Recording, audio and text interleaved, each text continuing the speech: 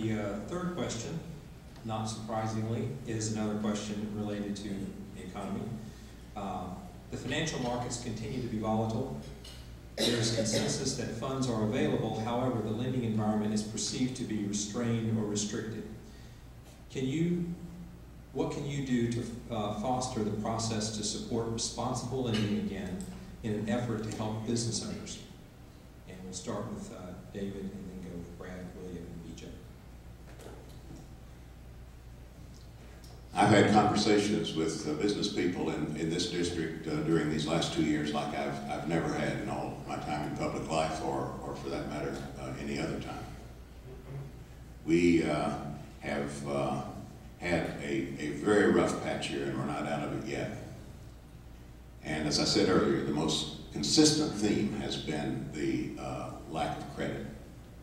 And in fact, the credit line's being pulled. People who never missed a payment. People who've been good business people all these years, all of a sudden finding, for all sorts of reasons or all sorts of reasons are given, that credit is no longer available. Sometimes it's a matter of supposedly mixed signals coming from the regulators. We try to get to the bottom of that. We've even gotten people together directly. We just decided at one point we would just have a day when the lending institutions would be represented with people who could at least make the early, do the early makings of a deal, and that we would invite over 100 small business people to come in and have a series of conversations with those people. We've facilitated this in ways that I would not have dreamed of.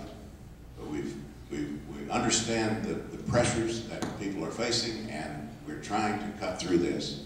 And we need to cut through it as a matter of policy. I do not think the early rescue funds had nearly enough strings attached in the Bush administration and even in the Obama administration in terms of credit flowing as a result of that rescue effort. And we now have pending, I think, a bill, as Brad has described, a bill that would make, through mid-sized banks and community banks, would make money directly available for small business lending.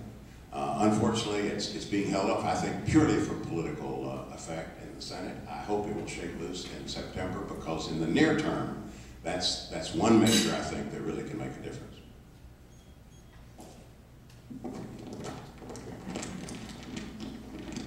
Well, I've already talked twice or 3 times about the small business lending effort. The question about small business lending, I think it's important to understand that making a loan or taking on a loan requires a certain amount of confidence. What I'm about to say is critical, in my opinion. Without honesty, there can be no confidence.